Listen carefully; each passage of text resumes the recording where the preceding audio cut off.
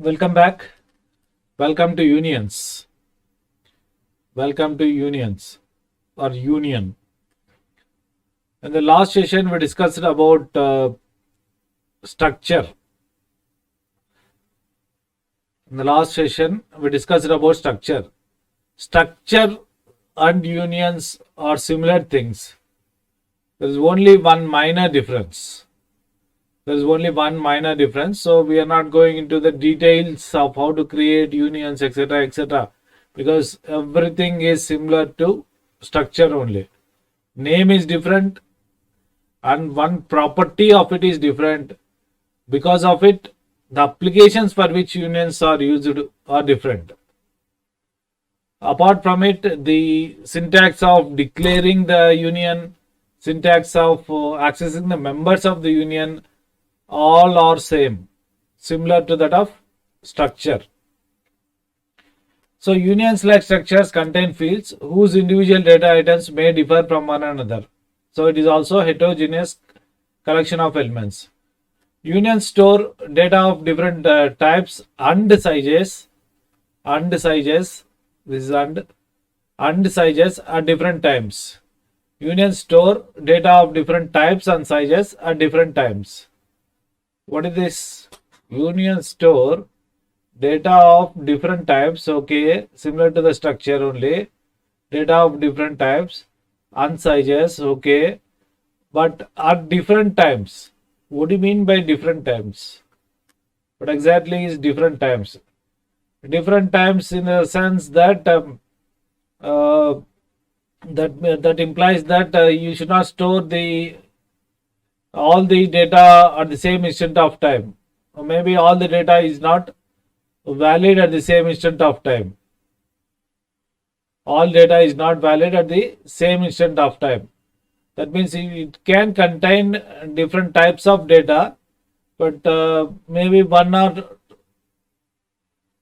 two or more types of data is valid at some instant of time. At different instances of time, we may use different data types.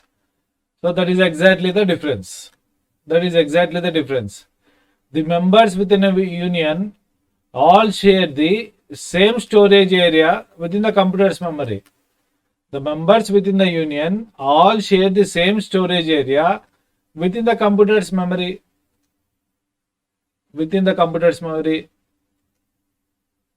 What does it mean?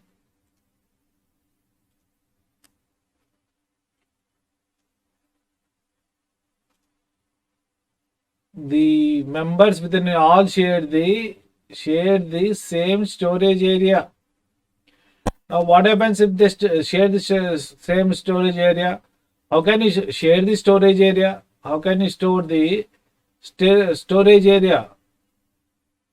Okay, definitely, if you share the storage area, it implies that if you store one item and if you try to store another item, the already existing item is lost. That is exactly the property of the union. You can store only one data item at an instant of time. So different data items are valid at different instance of time. Different data items are valid at different instance of time. They share the same storage area.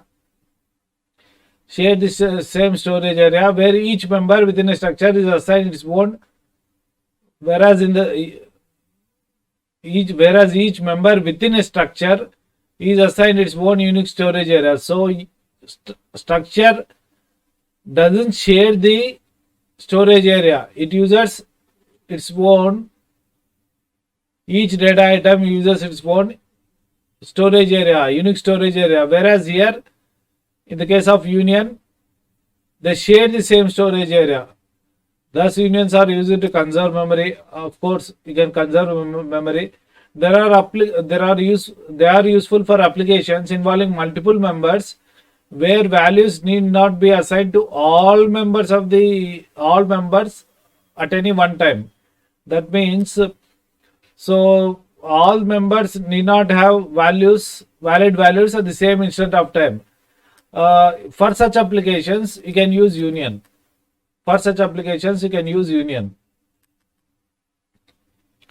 So general format of union is similar to that of structure. You can create like this. Union is the keyword, and tag is nothing but the name of the union, and these are fields. This can be basic data types, user defined data types, or derived data types. Union variables are defined similar to structure variables. Similar to the structure, the variables are declared. Maybe here also you can write. Here also you can write. We have seen that case. Okay, we have seen that case. Instead of declaring like this separately, this variable 1, variable 2, dash dash to variable n, they can be written before the semicolon. That is another way of declaring. An individual member can be accessed in the same manner as an individual structure member using only this dot operator, and arrow operator can also be used. Arrow operator is used when we use pointers. Even in the case of the structures, we can use this arrow operator, but that we have not discussed. Again, we have to combine the structure and pointers. Structures and pointers, that we will do in the last module. So for the time being, we restrict ourselves to only dot operator. So structure you can declare, union you can declare like this. Now what is the difference? What is the difference? The amount of memory that is reserved. In the case of structure, we have seen that each data item has its own unique storage area. That means roll number and then name will have its own storage areas. Assuming roll number is say 2 bytes, and considering this array of 20 bytes, because char is 1 byte, so total of 20 bytes, 20 plus these 22 bytes. Okay, this 22 bytes, the structure requires 22 bytes.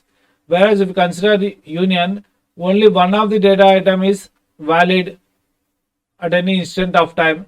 Only one of the data items is valid at any instant of time. Then how much memory is reserved? How much memory is reserved? The amount of memory reserved is equivalent to that of the largest data type. Largest data type. In that case, one is 2, the other one is 20. So total memory that is reserved is only 20. Total memory that is reserved is only 20.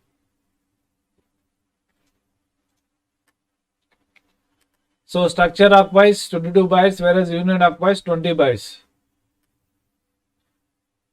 The storage space that is allocated to the structure is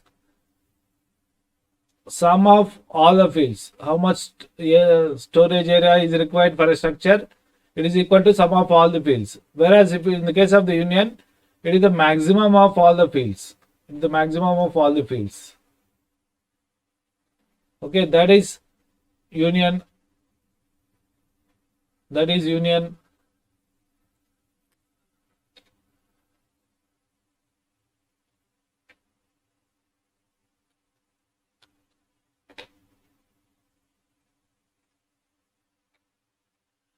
Special applications. Unions are used for low-level applications in which we have to access the memory directly. When the memory is less, like embedded systems, unions are useful. So for a normal computer, unions are not required. But whenever you are working with embedded systems, so you have small amount of memory. You should use the memory efficiently. So in that case, in the case of embedded systems, unions are useful. Unions are used for writing device drivers. Again, these are low-level applications, device drivers. Unions are used when you have multiple bytes of data and you access different bytes of data at different instance of time, depending on your requirement. So unions are basically used for low-level applications. Low-level applications. So that is regarding the unions. We have now discussed how to access the individual members, examples, etc. So all those things are similar to only structure. We will see the programming examples. We will see the programming examples, how to access the individual members, etc. So at the end of the module, we will discuss these programming examples. So be united. Thank you.